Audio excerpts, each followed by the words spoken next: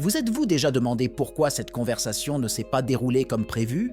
Ou pourquoi certaines interactions vous mettent mal à l'aise?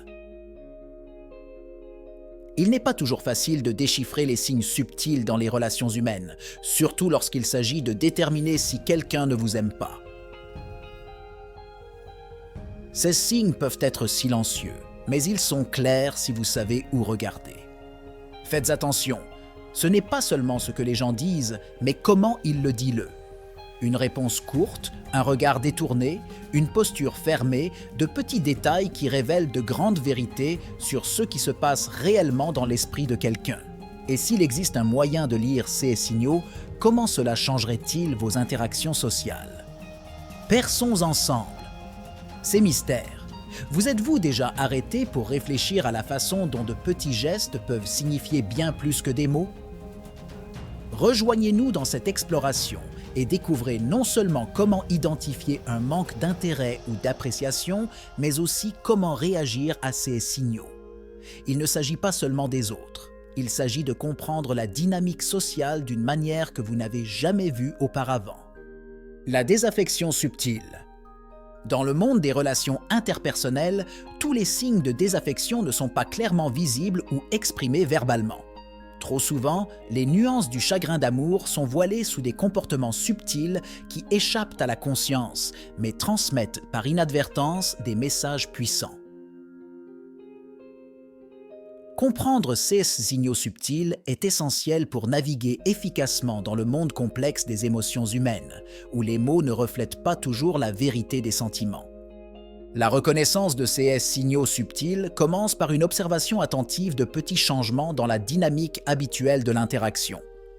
Par exemple, une légère hésitation avant de répondre, un sourire qui n'atteint pas les yeux ou un changement de posture imperceptible peuvent indiquer un sentiment de désaffection que l'autre personne n'est peut-être pas disposée à communiquer directement. La capacité d'identifier ces signes nous aide non seulement à mieux comprendre les autres, mais aussi à réfléchir à la façon dont nos propres actions sont perçues. De plus, cette sensibilité aux signaux non explicites peut être un outil précieux dans le développement personnel. En apprenant à décoder le comportement subtil des autres, nous pouvons améliorer notre intelligence émotionnelle, ce qui conduit à une communication plus efficace et à des relations plus saines et plus authentiques. Après tout, comprendre les vrais sentiments des autres nous permet de réagir de manière plus informée et prévenante, en renforçant les liens ou en reconnaissant quand l'espace est nécessaire. Premier signe, l'art d'éviter le contact visuel. Éviter le contact visuel est souvent l'un des premiers signes subtils que quelqu'un peut ne pas être à l'aise ou intéressé par notre entreprise. Ce comportement peut être soit une réponse inconsciente, soit un choix délibéré. Dans le contexte social, le contact visuel est une forme puissante de communication non verbale qui peut indiquer l'ouverture, la confiance et la sincérité. Son absence, en revanche, peut signaler exactement le contraire. La psychologie derrière l'évitement du contact visuel est complexe et peut varier considérablement en fonction des expériences et de l'état émotionnel de l'individu. Dans certains cas, l'évitement peut être le reflet de l'anxiété sociale, tandis que dans d'autres, il peut indiquer un désintérêt ou même du dédain. Cette ambiguïté rend essentiel non seulement d'observer le comportement, mais aussi de considérer le contexte et les raisons possibles sous-jacentes à ce comportement. Réfléchir au moment où nous évitons nous-mêmes le contact visuel peut donner un aperçu de la façon dont cette attitude est perçue par les autres. Une telle réflexion peut conduire à une plus grande prise de conscience de la façon dont nous utilisons notre regard dans les interactions, à ajuster notre comportement pour favoriser une meilleure compréhension et connexion avec ceux qui nous entourent, à faire preuve d'ouverture et d'intérêt sincère à travers notre engagement visuel.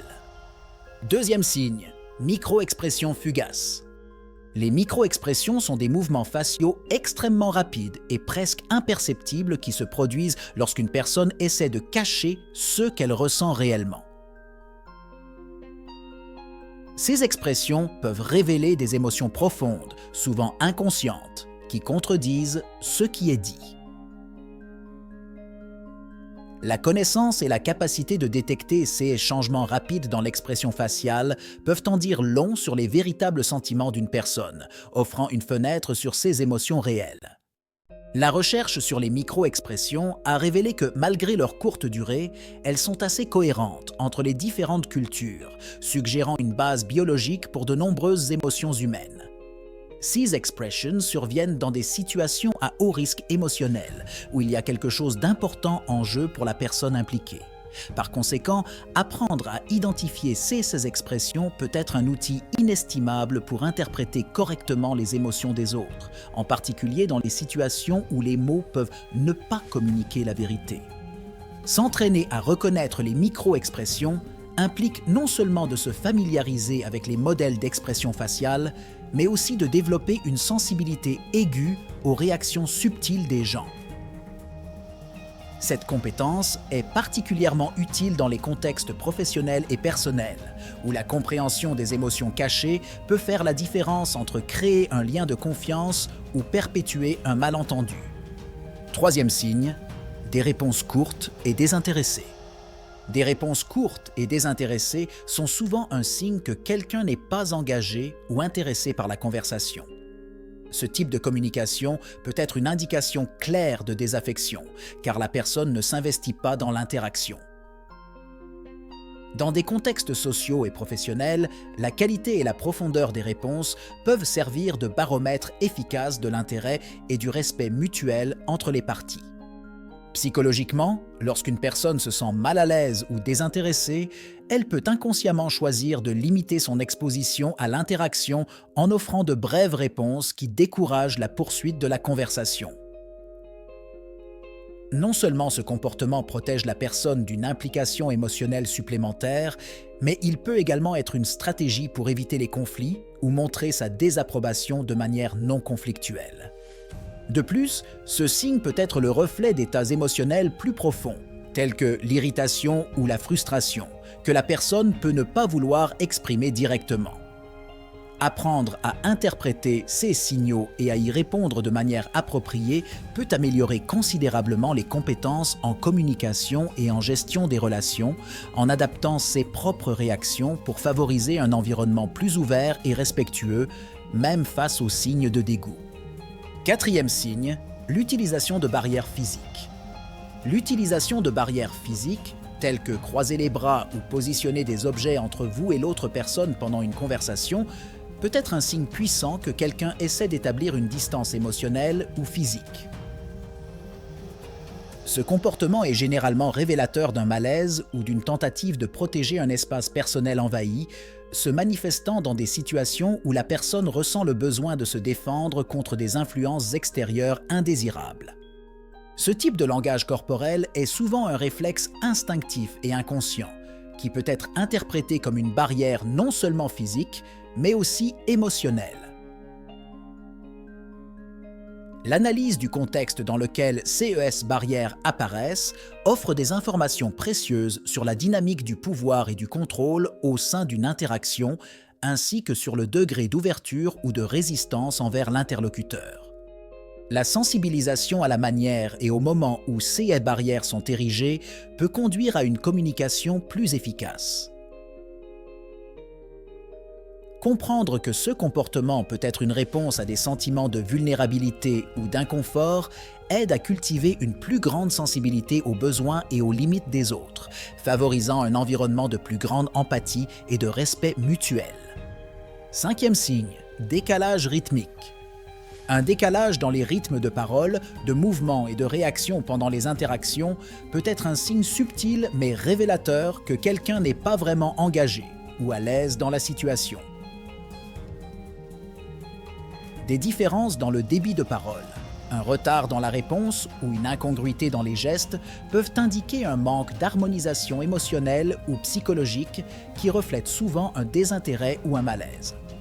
Ce phénomène souvent négligé est crucial pour comprendre la dynamique sous-jacente des interactions humaines. Un rythme rapide peut être un signe d'anxiété ou d'impatience, tandis qu'un rythme plus lent peut dénoter un désintérêt ou même une résistance. Être conscient de ces signaux peut améliorer considérablement sa capacité à interpréter les émotions et les intentions des autres, en s'adaptant pour mieux aligner les rythmes de communication et améliorer la qualité des interactions.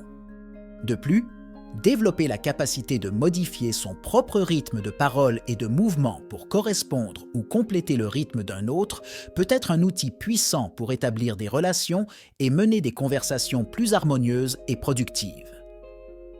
Cette adaptation consciente peut aider à surmonter les barrières émotionnelles initiales et à établir une communication plus fluide et engagée.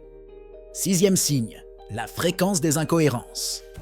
Une tendance à excuser fréquemment pour annuler des rendez-vous ou ne pas se présenter à des événements peut être un signe que quelqu'un n'a aucun intérêt réel à maintenir la relation. Non seulement ces désaccords sont frustrants, mais ils peuvent aussi éroder progressivement la confiance et le respect mutuel. La répétition de ce comportement indique un manque d'engagement qui va au-delà de la désinvolture, révélant une nette préférence pour la distance. Bien qu'il puisse y avoir des raisons légitimes à l'incohérence de l'engagement dans les fréquentations, une tendance persistante suggère un évitement délibéré. Cette attitude peut être motivée par l'inconfort ou le désintérêt. Et le fait de ne pas communiquer honnêtement ses sentiments peut entraîner des malentendus et du ressentiment. Par conséquent, il est important pour la santé de toute relation que les parties impliquées soient claires et honnêtes sur leurs intentions et leur disponibilité. En plus d'être révélateur de sentiments négatifs, ce comportement peut également être l'occasion d'une réflexion personnelle. L'analyse de la façon dont nous réagissons à de telles situations peut nous aider à développer notre résilience et à améliorer nos propres compétences en communication et en négociation. Apprendre à gérer le rejet et l'incertitude de manière constructive est crucial pour le développement personnel et le maintien de relations saines et respectueuses. 7e signe, comportement de suppression subtile. L'exclusion subtile dans les situations sociales peut souvent passer inaperçue, mais c'est une forte indication que quelqu'un n'est pas à l'aise ou intéressé par votre présence. Cela peut inclure le fait de ne pas être invité à des réunions ou à des événements sociaux, d'être exclu des conversations ou de ne pas recevoir d'informations importantes.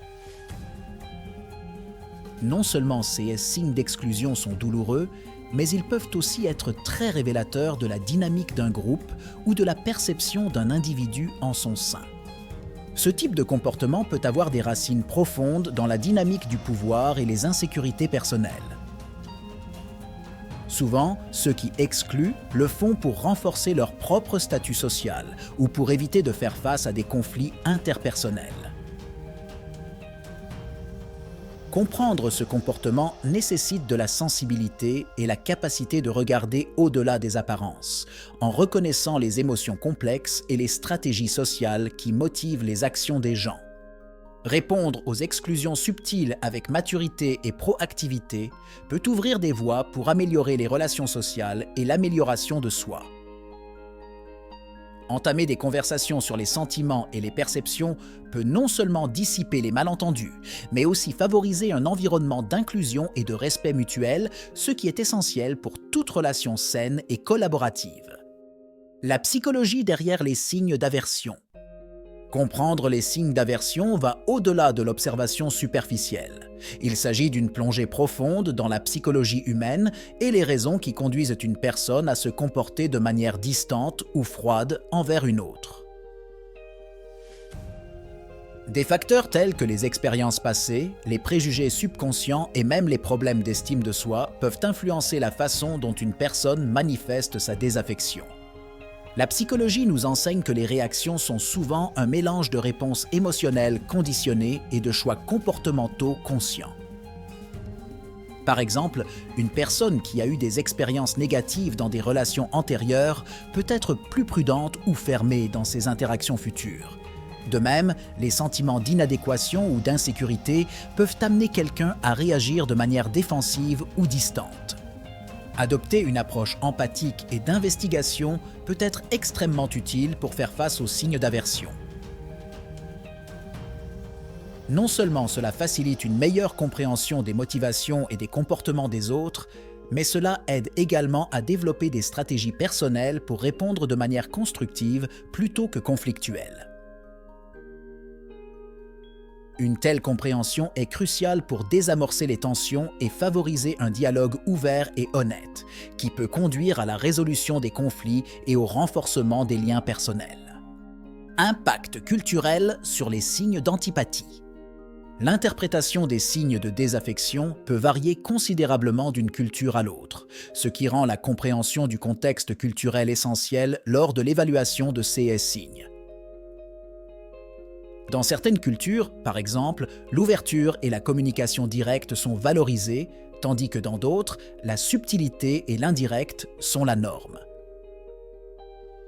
Cela signifie qu'un geste ou un comportement qui peut être considéré comme un signe de désaffection dans une culture peut ne pas avoir la même signification dans une autre. De plus, les normes sociales et les attentes culturelles peuvent fortement influencer la façon dont les gens choisissent d'exprimer ou de cacher leurs sentiments. Ces normes définissent non seulement ce qui est considéré comme approprié, mais aussi les méthodes de communication et d'interaction préférées. Par conséquent, il est essentiel de développer une sensibilité culturelle pour interpréter correctement les signes d'aversion, éviter les malentendus et promouvoir des relations interculturelles plus efficaces et respectueuses. La capacité de reconnaître et de s'adapter aux nuances culturelles dans les indices de communication non verbale nécessite non seulement des connaissances, mais aussi de l'empathie et une volonté d'apprendre et de respecter les autres cultures.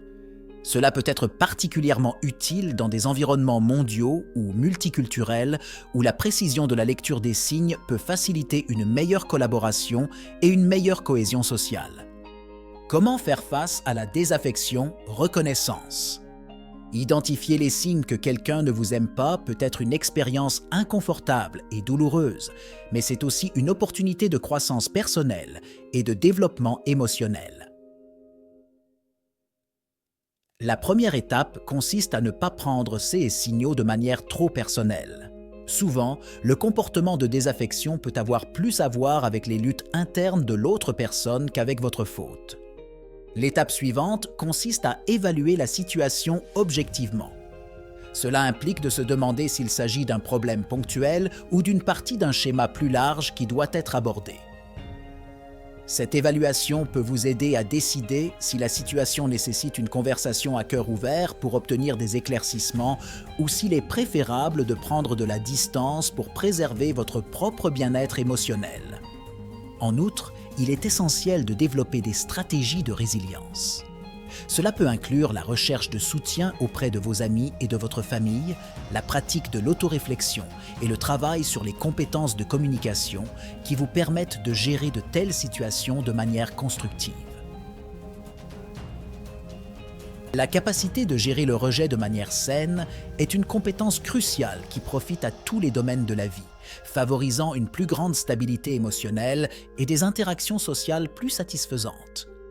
Conclure qu'une personne ne vous aime pas peut être un moment d'introspection important. Plutôt que de le voir comme un revers, il peut être considéré comme une occasion d'examiner ses propres attitudes et comment elles influencent les relations. Une telle réflexion peut conduire à l'amélioration de soi, aidant à identifier les domaines de croissance personnelle et à développer des stratégies pour améliorer la communication et la compréhension mutuelle dans les interactions futures. De plus, cette réflexion peut augmenter la capacité d'empathie, permettant une meilleure compréhension des raisons derrière le comportement des autres. Ceci, à son tour, peut conduire à un plus grand pardon et à une plus grande acceptation, à la fois de soi-même et des autres, reconnaissant que nous naviguons tous dans nos propres défis émotionnels et sociaux. Enfin, ce processus de reconnaissance et de réponse aux signes de désaffection, bien que difficile, fait partie intégrante de la croissance émotionnelle et du développement personnel. Il permet non seulement d'améliorer les compétences interpersonnelles, mais aussi de renforcer la capacité de vivre de manière plus harmonieuse et productive dans un monde social complexe. Tout au long de ce voyage, nous avons démêlé les signes qui peuvent indiquer que quelqu'un n'a aucun intérêt ou affection pour vous. Ces indices, subtils et pas toujours faciles à déchiffrer, portent le poids d'émotions inexprimées. Les identifier n'est pas seulement une compétence, c'est un art qui nécessite une observation attentive et de la sensibilité. Mais ensuite, que faisons-nous de ces connaissances? Voici le défi. Comment allons-nous réagir à la découverte de ces signaux dans nos interactions quotidiennes? Apprendre à gérer ces situations avec élégance et maturité peut totalement transformer la façon dont nous construisons et entretenons nos relations. Demandez-vous donc, comment puis-je utiliser cette compréhension pour améliorer ma communication et renforcer mon cercle social? Être conscient de ces signes et savoir gérer les émotions impliquées ouvre de nouvelles portes à des relations plus authentiques et satisfaisantes. Restez avec nous, continuez à explorer et découvrez comment rendre vos interactions plus significatives et enrichissantes. Que pouvons-nous découvrir d'autre ensemble?